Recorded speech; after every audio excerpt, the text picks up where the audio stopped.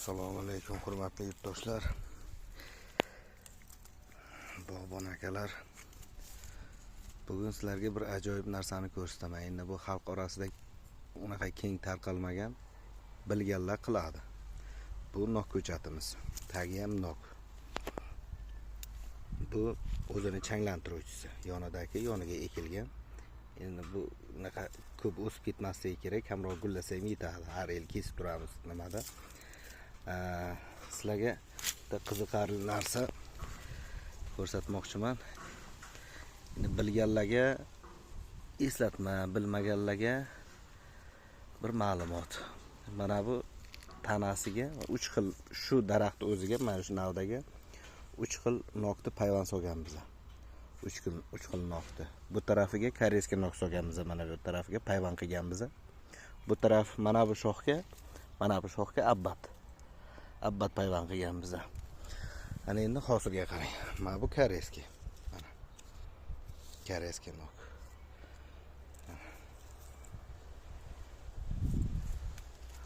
Bunisi abbat mana. Bunisi abbat. Bu shoximizdagi hosilni ushlolmadi. Bu mana bu navdagi mana bu yerdan iranskiy solgandik, ushlolmadi. Hosilni ushlolmadi bu ikkalasi ham. Abbat ushladi. Mana. Koreyskiy ham ushlagan. Endi xudo xolasa kelasi yil ko'ramiz. Shunday qilib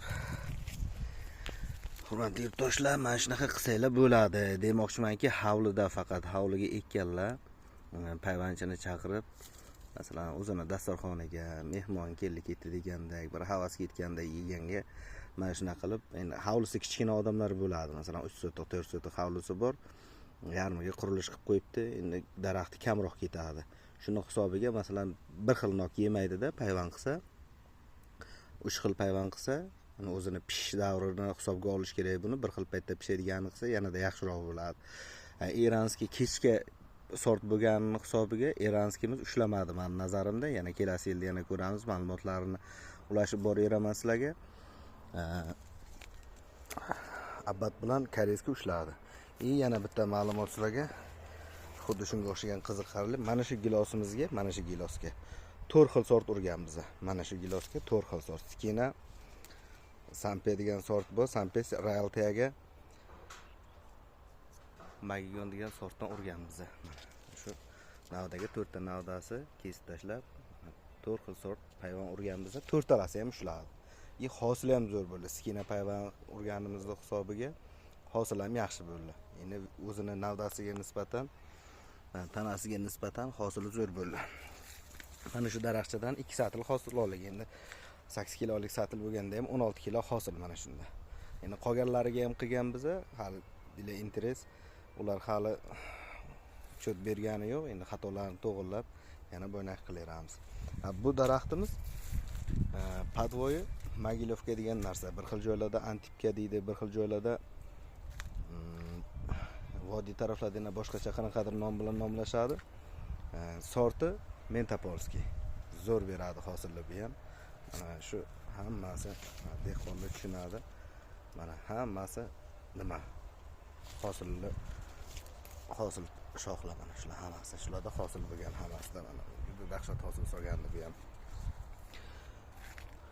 Do'stlar, mana shunday qilib payvand urib qo'ysanglar hovlilarga.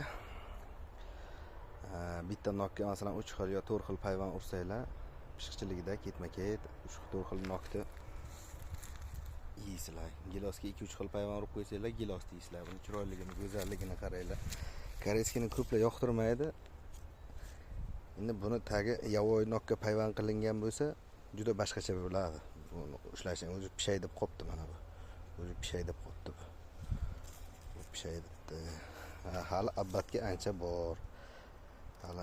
Abbatga hali bu cho'ziladi, kattaradi, hali ancha bor. Ekinglar do'stlar, har xil nimalardan payvand qilib o'zlaringiz uchun, bola chaqalar uchun, mehmon, ota-ona keldi-ketdilarga juda qo'l keladi. Bozorga chopib yurmaysizlar, shaq-shaq uzib, dasturxonga tortib mehmonlarni lazzatli bir mevalar bilan mehmon qilsanglar bo'ladi. Do'stlar, yana kelajakda yana yangilik bo'lsa qo'yib boray. Ha, yana aytgandek, mana bitta olmachamiz bor bu yoqda. Hosilni qarang, endi buni qanday ko'rsatsam bu hosilni qarang mana. Bitta daraxtda mana shuncha hosil. Mana hosilni qarang mana. Taglari bilan buni adachasini qarang mana. Mana hosil.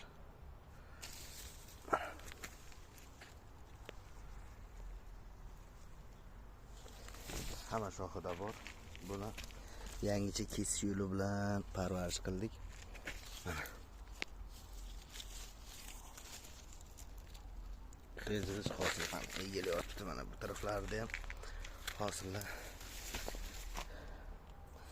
Mana.